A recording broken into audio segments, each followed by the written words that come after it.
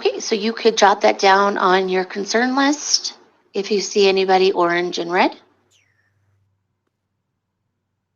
Or you might just want to stick to the dashboard.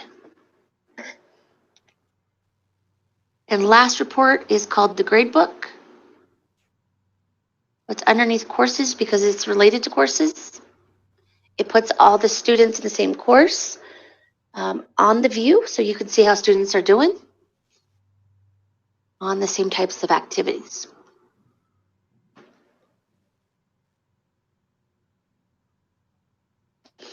So you can select, let's say, subject area. We want to look at a math course. It's going to bring up all the math courses.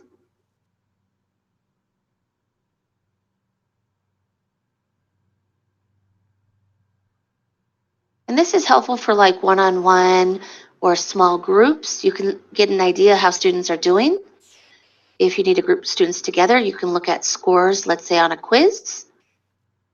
Right here, Caleb is currently on the quiz. Johnny and Lydia both completed it. They both did well. So that one would not need any extra support. Here we go. We've got one here. So it looks like this is a challenging topic. Constructing linear functions. I don't know about you, but that sounds challenging. So you've got students here, 40%, 30%, struggling with that concept. You can always decide to create a small group, reset their quiz, and let them take that quiz again.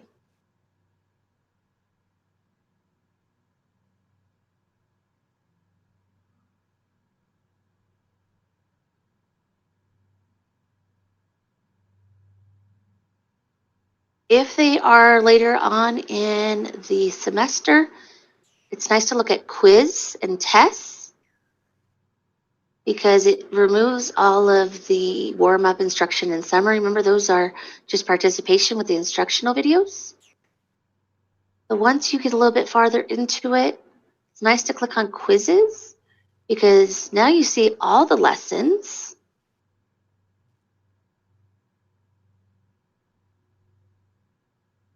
And it's more by unit. You get an idea of where students are struggling. Now, this one sounds like a hard course for sure.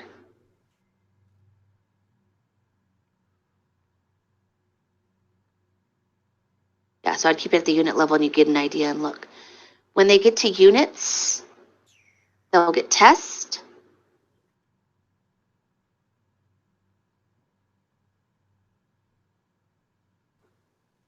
Overall grade so far.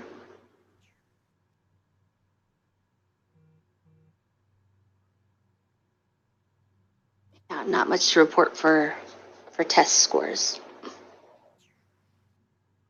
Okay, so what do you do with all this information, right? We've got engagement, we've got progress, we have achievement on a daily, maybe every other day, depends how quickly your students go through it.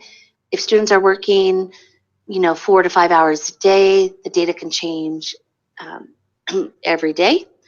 They might be fine on a Monday with engagement, but on Tuesday, they're not good with engagement. So you can kind of just take a quick look at this.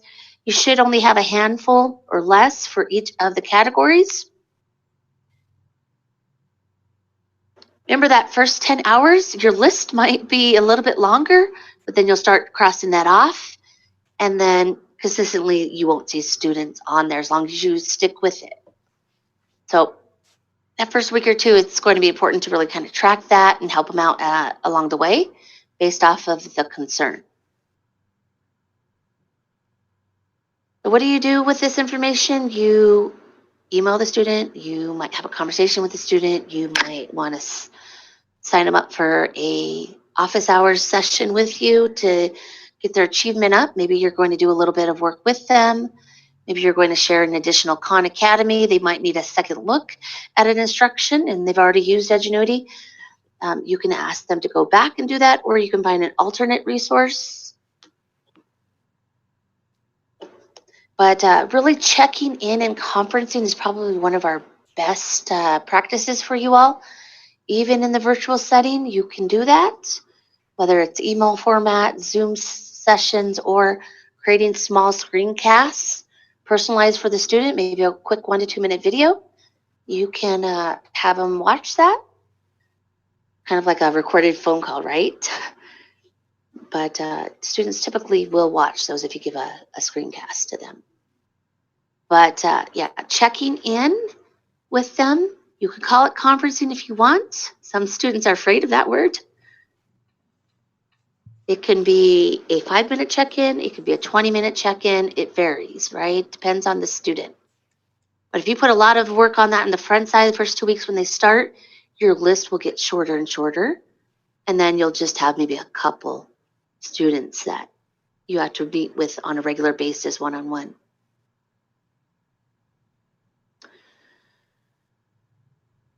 Let me go through this really quick. We do have a student goal setting sheet if that is something that you want to use with the students. Again, if they're using Kami and you share this with them, maybe through Google Drive, they can fill this out digitally with that PDF editor tool. And then it can just be a conversation point back and forth between you and the student. They can set a goal for the week. They can start tracking their active time, the number of lessons, their overall grade, and you can make it week by week. And so maybe on Mondays you would go back and look at the week previous up till now and tell me how you did, or how did you do overall since the last 5 weeks. They should have a running list of it. There's an area, if you're more in person, you can sign it. You can do it digitally if you want. But definitely a good accountability factor, and it removes the excuses, right? Like, I didn't know I was behind, or I didn't know I didn't spend time in the program. Yeah, you did. It's right here. We talked about it. Lori, I just wanted to mention one thing about that. We have a built-in, very similar student success plan is what we call it, that's built into our learning coach and student guide that we're developing, that will be printed out and that will be submitted through Canvas. It's almost got everything in here the same as what you've got Perfect. here, plus a learning log. So we'll be utilizing that and having students respond to their teachers, facilitators with that. Great. Yeah, that is very helpful. I'm glad you guys have that. So you don't need our sample. Continue on with that, and if you need to modify it as you go because you want to add another column or whatnot, yeah, don't be afraid to make it work for you and your students. Glad to see that you guys already have that as part of the plan. Right, let me see. Yeah, that's pretty much it. We'll take a survey on this soon, but I want to, before we, culminate with this, I want to kind of recap where we've went. Yeah, it's a lot of information, but if you stick to the dashboard and you use that to remove your alerts daily, and you look at engagement, progress, and achievement on there, that's going to guide you if you need to use your backup reports. So don't become overwhelmed. Just stick with the dashboard and then start digging into the other reports once you see concerns. So again, quite a bit of information. I hope you feel a little bit more prepared with that data. Complement your check-ins with that document you guys have, that success plan. Use my reference if you'd like for engagement, progress, and achievement. If you start looking at the dashboard and you do see something off, take out this data deep dive sheet, take a look at what reports you can use, and then go from there. All right, so we're going to see if we have any questions about engagement, progress, or achievement, and then we'll take a survey, and then I'm going to stick around and see if anybody has any intro type of questions that we covered maybe a couple days ago. I'm going to kind of do it in parts because I know some of you probably are good to go, feel ready, feel prepared. So let's put it all together. What questions do you have about engagement, progress, achievement, maybe check-ins before we do the survey? Yeah, I figured some of you guys are probably fine.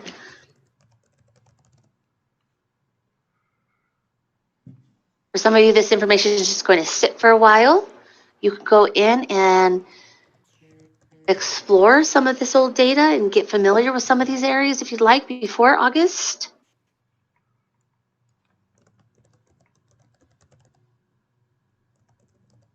If not, if there's no questions on engagement, progress, and achievement, let me at least give the survey because I know some of you are probably feeling pretty confident at this point and are ready to head out. But I am going to be around for like individual support or anything that you want me to review. Yeah. So you've got your foundation information, Joseph. This is foundation. You'll have a group of questions probably come back up once you get that flow of information coming in. At that point, you'll want to just email me any questions you have. All right, the Survey Monkey is in the chat box. The session is the same as last time, 63584. You guys are pros with this now?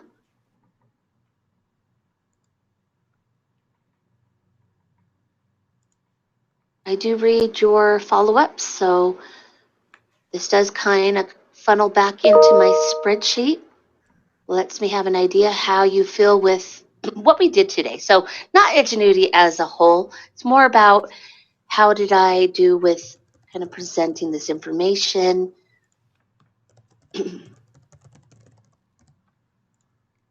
Go through 2, 3, 4. If you have something to share, go ahead and share it in 5. I will read it.